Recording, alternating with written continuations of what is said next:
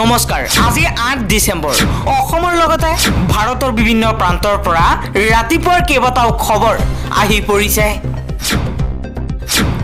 এই মুহূৰ্তত জনাই আছো এটা ব্ৰেকিং নিউজ এতিয়া আৰু শুনা নাযাব আজানৰ শব্দ মছজিদত লাউড স্পিকাৰ নিষিদ্ধ কৰিলে ইজৰাইল চৰকাৰে ইজৰাইল পেলেষ্টাইন যুদ্ধই আন্তঃৰাষ্ট্ৰীয় প্ৰেক্ষাপটত যথেষ্ট প্ৰভাৱ পেলাইছে যুদ্ধকালীন এই পৰিস্থিতিত বেঞ্জামিন নেতান্যাহু চৰকাৰে কঠোৰ ব্যৱস্থা গ্ৰহণ কৰিছে এবাৰ আনে সিদ্ধান্ত লৈছে ইজৰাইল চৰকাৰে এতিয়াৰ পৰা দেশখনৰ মছজিদত কোনো আজানৰ শব্দ শুনা নাযাব ইজৰাইলৰ মছজিদত নামাজ আদায়ৰ সময়ত লাউড স্পিকাৰ নিষিদ্ধ কৰিছে চৰকাৰে এই কথা ঘোষণা কৰিছে ৰাষ্ট্ৰীয় নিৰাপত্তা মন্ত্ৰী ইমাতাৰ বেন গিভিয়ে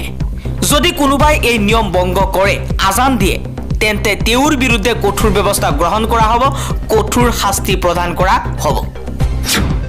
গোমাংস বন্ধৰ পাছতেই অসমত গাহৰিৰ মাংস বন্ধ হ'বনে নাই তাক লৈ প্ৰতিক্ৰিয়া ব্যক্ত কৰিছে মুখ্যমন্ত্ৰী হিমন্ত বিশ্ব শৰ্মাই মুখ্যমন্ত্ৰী শৰ্মাই কৈছে অসমত গাহৰিৰ মাংস নিষিদ্ধ কৰাৰ কোনো প্ৰশ্নই নুঠে গোমাংস নিষিদ্ধ কৰাৰ পিছতেই গাহৰি মাংসক লৈ এই প্ৰতিক্ৰিয়া মুখ্যমন্ত্ৰী হিমন্ত বিশ্ব শৰ্মাই কয় যে গু মাংস গু হিন্দুসকলৰ আবেগৰ লগত জড়িত হিন্দুৱে মাতৃ হিচাপে গণ্য কৰে আৰু গাহৰিক কোনো ধৰ্মৰ মানুহে আপোন বুলি আকোৱালি নলয় আৰু গাহৰি তেওঁৰ কাৰো আবেগৰ চিহ্ন নহয় সেইবাবে গাহৰিৰ মাংস বন্ধৰ কোনো প্ৰশ্ন নুঠে বুলি মন্তব্য কৰিছে হিমন্ত বিশ্ব শৰ্মাই অসুস্থ হৈ পৰিছে জনপ্ৰিয় ইউটিউবাৰ তথা জনপ্ৰিয় শিক্ষক খান ছাৰ বিপিএসসিৰ নতুন নিয়মক লৈ প্ৰতিবাদত বহিছিল খান ছাৰ আৰু তাৰ পাছত গ্ৰেপ্তাৰ কৰা হৈছিল কিন্তু কিছু ঘণ্টাৰ পাছতেই তেওঁক মুকলি কৰি দিয়ে যদিও এতিয়া অসুস্থ হৈ পৰিছে খান ছাৰ দেশজুৰি জনপ্ৰিয়তা লাভ কৰা শিক্ষক খান ছাৰ এতিয়া অসুস্থ অত্যাধিক জ্বৰ ডিহাইড্ৰেশ্যনৰ বাবে হাস্পতালত ভৰ্তি কৰা হৈছে খান ছাৰক সাংসদ ৰকিবুল হুছেইনৰ পিছত মুখ্যমন্ত্ৰী হিমন্ত বিশ্ব শৰ্মাৰ ফাইল খুলিম বুলি ক'লে অখিল গগৈৰ ওপৰতো আছে হেনো হিমন্ত বিশ্ব শৰ্মাৰ বহু গোপন ফাইল মুখ্যমন্ত্ৰীক আক্ৰমণ কৰাৰ লগতে কেইবাটাও বিষয়ত কংগ্ৰেছক হকিয়নি অখিল গগৈয়ে কৈছে 2026ত বিজেপিক আমি ব্ৰহ্মপুত্ৰত পেলাম কিন্তু তাৰ বাবে সংগ দিব লাগিব অসমৰ বিৰোধী শিবিৰ কিন্তু কংগ্ৰেছে আমাৰ লগত যোগদান নকৰি কাক সহায় কৰিব বিচাৰিছে বুলি প্ৰশ্ন কৰে অখিল গগৈ বিজেপি চৰকাৰ যেতিয়াৰ পৰাই হৈছে তেতিয়াৰ পৰাই সংখ্যালঘু দলিতৰ ওপৰত অত্যাচাৰ বাঢ়িছে যেতিয়াই বিজেপিয়ে নিৰীহ জনতাৰ ওপৰত অত্যাচাৰ কৰিব তেতিয়াই মই নিশ্চিতভাৱে মাত মাতিম এবাৰ হৰপ হৈ পৰিছে বিজেপিৰ বিৰুদ্ধে ৰাহুল গান্ধীয়ে কৈছে এই দেশৰ কোনো মুছলমানক এই দেশৰ কোনো হিন্দুক এই দেশৰ কোনো দলিতক এই দেশৰ কোনো আদিবাসীক যদি এইখন চৰকাৰে আক্ৰমণ কৰে তেনেহলে মই মাত মাতিম যতেই ভাৰত মাতৃক আক্ৰমণ কৰা হ'ব তাতেই মই ভাৰত মাতৃক ৰক্ষা কৰিবলৈ চেষ্টা কৰিম 2014 চনৰ পৰা 2024 লৈ দেশৰ বিভিন্ন প্ৰান্তত সাম্প্ৰদায়িক হিংসাৰ সৃষ্টি হৈছে কেৱল মাত্ৰ বিজেপিৰ বাবে বিজেপি আৰু আৰএছএছৰ সাম্প্ৰদায়িক ৰাজনীতিৰ বাবে আজি দেশখনত সাম্প্ৰদায়িক মেৰুকৰণে নতুন চিন্তাৰ সৃষ্টি কৰিছে এবাৰ মুছলমান লোকৰ প্ৰৱেশ নিষিদ্ধ কৰিলে এটা অঞ্চল 450টা হিন্দু পৰিয়ালে প্ৰৱেশ নিষিদ্ধ কৰিলে মুছলমান লোকৰ হিন্দুক নালাগে এতিয়া মুছলমানৰ চুবুৰীয়া পিপাঙত এটা মুছলমান পৰিয়াল এক ডাঙৰ খবৰ জনাই আছো এবাৰ উত্তৰ প্ৰদেশত এই ঘটনা সংঘটিত হৈছে উত্তৰ প্ৰদেশৰ মুৰাবাদত সংঘটিত হৈছে এই ঘটনা 450টা হিন্দু পৰিয়ালে প্ৰৱেশ নিষিদ্ধ কৰিলে মুছলমান লোকৰ এবাৰ প্ৰতিবাদ সাব্যস্ত কৰিছে মুছলমানৰ প্ৰৱেশ নিষিদ্ধ কৰাক লৈ ভাৰতৰ বিৰুদ্ধে পুনৰ হুংকাৰ বাংলাদেশে কৈছে লাগিলে কমকৈ খাম তথাপিও ভাৰতৰ ওচৰত নতশিৰ নকৰো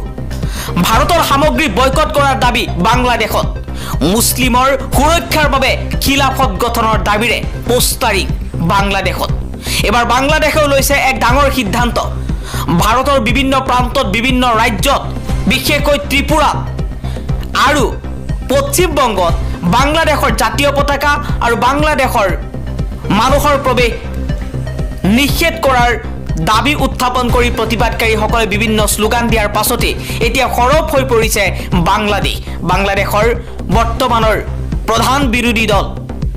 বিএনপিয়ে সৰব হৈ কেইবাটাও বিস্ফোৰক মন্তব্য কৰিছে বিজেপি চৰকাৰক উদ্দেশ্য কৰি বিএনপিৰ নেতাই কৈছে লাগিলে কমকৈ খাম তথাপিও ভাৰতৰ সহায় নলওঁ ভাৰতৰ ওচৰত নতশিৰ নকৰোঁ ভাৰতৰ সামগ্ৰী বয়কট কৰি ভাৰতৰ সামগ্ৰীৰ দৰকাৰ নাই মুছলিমৰ সুৰক্ষাৰ বাবে এতিয়া নতুনকৈ খিলাফত গঠনৰ দাবী কৰি প্ৰতিবাদ সাব্যস্ত কৰিছে বিএনপিৰ নেতাৰ লগতে বাংলাদেশৰ বহু হাজাৰ হাজাৰ জনতাই এতিয়া ভাৰত বিৰোধী শ্লোগান দিছে কেবিনেটত গ্ৰহণ কৰা হৈছে তিনিটাকৈ ডাঙৰ সিদ্ধান্ত এক ডাঙৰ খবৰ আপোনালোকক জনাইছো কেবিনেটত লৈছে তিনিটাকৈ ডাঙৰ সিদ্ধান্ত এক নম্বৰ সিদ্ধান্ত হৈছে বৰাক উপত্যকাত সুশাসনৰ নতুন দিগন্ত চৰকাৰী ব্যৱস্থাক নাগৰিকসকলৰ অধিক কাষলৈ অনা আৰু বৰাক উপত্যকাৰ ন্যায়সংগত উন্নয়নৰ প্ৰয়াসৰ বাবে কেবিনেটে বৰাক উপত্যকা উন্নয়ন বিভাগ গঠনত অনুমোদন জনাইছে 2 নম্বৰ সিদ্ধান্ত স্বচ্ছ শক্তি উৎপাদন বৃদ্ধি কৃষকসকলৰ উপাৰ্জন বৃদ্ধি কৰিবলৈ আৰু স্বচ্ছ বিকল্প ইন্ধনৰ দিশত গুৰুত্ব দি কেবিনেটে 3 বছৰৰ বাবে 3 শস্য আধাৰিত ইথানল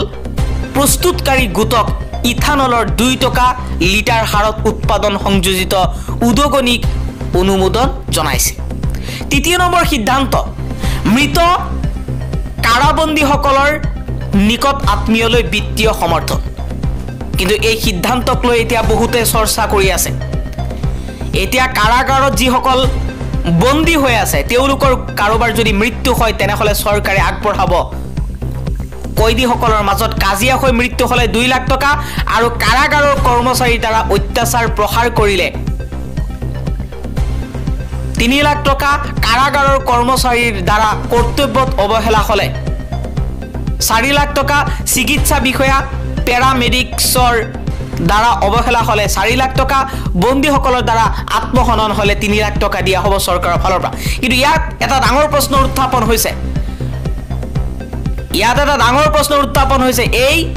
সিদ্ধান্ত গ্ৰহণ কৰাৰ পাছত হয়তো বহু কয়দীৰ মৃত্যু হ'ব বুলি বহুতে ধাৰণা কৰিছে চৰকাৰে সাহায্য দিয়াৰ কথা ঘোষণা কৰাৰ লগে লগে যিকোনো ঘটনা সংঘটিত হ'ব পাৰে বুলিও বহুতে সন্দেহ প্ৰকাশ কৰিছে চৰকাৰে কৈছে যে মৃত কাৰাবন্দীসকলৰ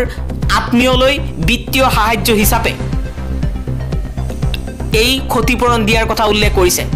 অপ্ৰাকৃতিক মৃত্যুৰ কাৰণ কয়দীসকলৰ জেলৰ ভিতৰত কয়দীসকলৰ মাজত কাজিয়া হৈ মৃত্যু হলে 2 লাখ টকা ক্ষতিপূৰণ দিয়া হ'ব চৰকাৰৰ ফালৰ পৰা আৰু কাৰাগাৰৰ কৰ্মচাৰীৰ দ্বাৰা অত্যাচাৰ প্ৰসাৰত মৃত্যু হলে 3 লাখ টকা দিয়া হ'ব কাৰাগাৰৰ কৰ্মচাৰীৰ দ্বাৰা কৰ্তব্যত অৱহেলা হলে হৈ মৃত্যু হলে 4 লাখ টকা চিকিৎসা বিষয়া পেৰামেডিক্সৰ দ্বাৰা অৱহেলা হৈ মৃত্যু হলে 4 লাখ টকা বন্দীসকলৰ দ্বাৰা আত্মহনন হলে 3 লাখ টকা দিয়া হ'ব চৰকাৰে এই সাহায্য ঘোষণা কৰাৰ লগে লগে এতিয়া বহু কয়দীৰ ওপৰত অত্যাচাৰ হ'ব পাৰে বুলি সন্দেহ প্ৰকাশ কৰিছে বহু লোকে আপোনালোকে আপোনালোকৰ মতামত কমেন্ট বক্সত জনাবলৈ নাপাহৰিব